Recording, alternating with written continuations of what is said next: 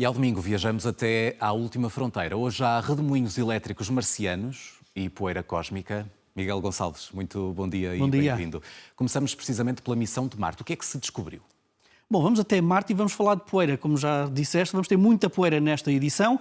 Esta primeira leva-nos até Marte, leva-nos à missão Perseverance e, pela primeira vez, detectou eletricidade e uma eletricidade muito amiga. Olha, isto são imagens que mostram como Marte é extremamente dinâmico, numa atmosfera que, apesar de ser muito pouco densa, muito rarefeita, 1% da densidade da Terra, tem tempestades globais. Repara que isto são imagens tiradas que mostram o céu marciano em tempestades, que conseguem bloquear por inteiro o próprio planeta, com pó por todo lado.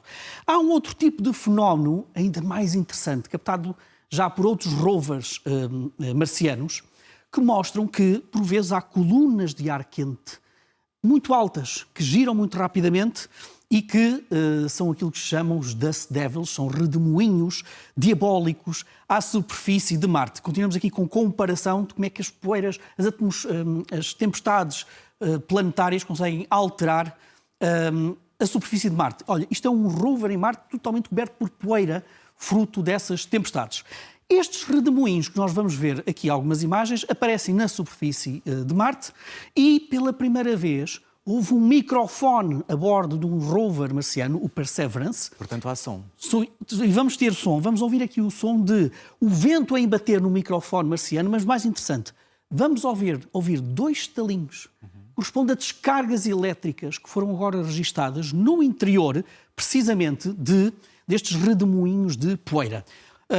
Isto é muito parecido, por exemplo, olha, para quem é cabeludo, quando esfregamos um balão no cabelo e depois nós vemos que há uma atração e uma repulsão, precisamente fruto desta distribuição de carga. É isso que acontece dentro destes redemoinhos.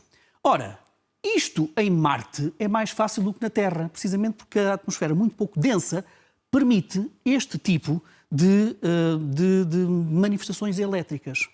E quando aparecer o áudio, nós vamos sinalizar. Olha, é agora. Cá está. Vamos começar por ouvir o vento. Isto é o vento. E depois vamos fazer dois estalinhos. Aqui está. Isto são as descargas elétricas dentro destes redemoinhos. Porquê é que isto é muito importante, José? Por uma razão simples. Porque os cientistas agora percebem uma coisa, que este tipo de descargas elétricas nos redemoinhos tem reações químicas na atmosfera de Marte que provoca agentes oxidantes, cloratos. E o que é que isso faz? Pode destruir a matéria orgânica, pode destruir o metano, que já foi registado também na atmosfera de Marte. Isto não é nada bom, não é amigo para a vida e as futuras missões a Marte têm que ter em consideração também este tipo de descargas elétricas. Portanto, para além de todo o desafio e o mistério que Marte tem, também temos de ter em conta precisamente este tipo de descargas elétricas na superfície de Marte, nestes redemoinhos marcianos. Muito bem. E, Miguel, o que é que a poeira espacial nos diz do gelo do Ártico? Ou como é que o cosmos pode ajudar a perceber o nosso próprio planeta? É uma técnica interessantíssima que nos leva até ao Ártico, ao Oceano Ártico, e que nós já temos observações de satélite do Ártico desde a década de 70, finais da década de 70, que nos dizem, há já muito tempo, que o degelo no Ártico é uma realidade. E é uma realidade até acelerada. E nós sabemos quem é que é o responsável por essa aceleração do degelo marciano. A poeira cósmica, por vezes, pode ser capturada nestas fotografias, que é esta coluna branca que nós vemos, podemos ver em situações muito específicas no nosso pôr do Sol. E isto é fruto, por exemplo, da colisão de cometas ou de asteroides, que lançam este tipo de poeira. É produzido também quando as estrelas morrem e explodem e dão origem a este tipo de poeira. E esta poeira, quando passa perto do Sol, liberta ali também hélio 3, o isótopo do hélio 3. Agora, e esta poeira cósmica cai de uma maneira homogénea e durante todo o ano na nossa superfície, na superfície da Terra.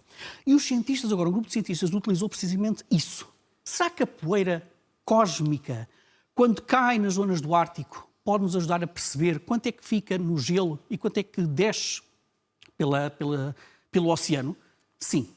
E então qual é que é o resultado mais extraordinário? Eles olharam para o hélio 3, lá está, o isótopo do hélio, da poeira cósmica, e também para um outro isótopo do tório, tório 240, e perceberam uma coisa, perceberam que o hélio 3, quando cai pelo Ártico, quando não há gelo, camadas de gelo à superfície do oceano, o hélio 3 cai ao longo do oceano e deposita-se no fundo oceânico. Quando existe gelo periódico ou não, O hélio 3, ao contrário do tório 240, já vamos ver isso, o hélio 3 fica no gelo, não consegue descer, não consegue penetrar pelo gelo e ir para o fundo do oceano. E então, este marcador da poeira cósmica, o hélio 3, quanto mais houver no fundo do oceano, menos gelo há na superfície do oceano. Pois bem, então os resultados, cá está. Nós temos a ver o hélio 3 ali com aquelas cores magenta, e então aquele hélio 3, em alturas em que não há gelo, consegue descer até ao fundo oceânico, temos ali também o tório. Em alturas em que nós temos gelo à superfície dos oceanos, o hélio 3 não chega lá abaixo. Os resultados dizem o seguinte: através deste novo marcador, eles perceberam que, no meados do século passado, década de 40 a 70, nós tivemos muitas concentrações de hélio 3 nos sedimentos do oceano. Quer dizer que o degelo foi acentuado. Mais do que isso, nos últimos 1000 anos, este degelo tem sido muito mais agressivo, muito mais presente e até muito mais acentuado do que aquilo que nos indicam outros métodos para medir a quantidade de gelo que está à superfície. E quais são as implicações disso? Olha, quanto menos gelo estiver à superfície, mais a luz solar entra nos oceanos. Quanto mais entra nos oceanos, quer dizer que há mais fotossíntese, nomeadamente pelo plâncton. E, portanto, reduz também a quantidade de nutrientes que há no próprio oceano devido à ação do plâncton. E há também uma questão geopolítica.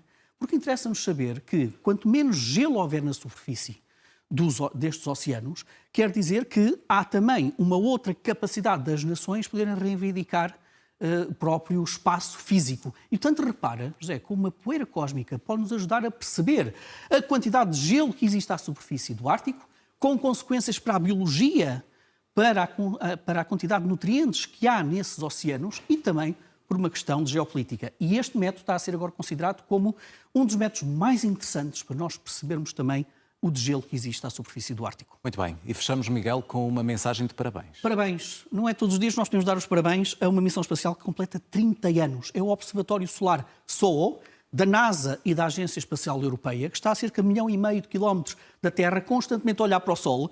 E olha, é fabuloso, nós podemos cantar os parabéns ao Sol por outra razão. 2 anos e meio depois do seu lançamento, em 99, ele passou-se autenticamente. Ele começou a girar descontroladamente, os cientistas e engenheiros na Terra ficaram aterrorizados, pensaram que tinham perdido o Sol.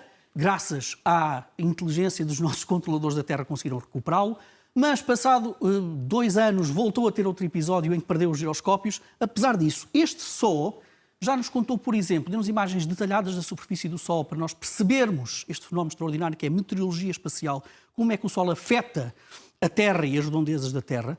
Permitiu-nos perceber o caminho do plasma ao longo de 20 e poucos anos e, portanto, isso ajuda-nos também a perceber o próprio ciclo energético do Sol. Estamos a ver imagens de algo também extraordinário que o Sol nos deu. Descobriu mais de 5.000 cometas, alguns deles suicidas, alguns deles que quiseram conhecer mais de perto do Sol e tramaram-se por causa disso, morreram. E, portanto, ao longo de 30 anos, permitiu-nos também fazer isto. Perceber como é que, em praticamente 2 ciclos do Sol, quase 3 ciclos do Sol, nós conseguimos perceber a sua evolução. São alguns dos números extraordinários que o SOO nos deu, mais de 24 milhões de imagens, 300 teses de doutoramento, 7.000 papers foram publicados à custa do SOO. Parabéns, SOO. Miguel Gonçalves, muito obrigado. Muito obrigado.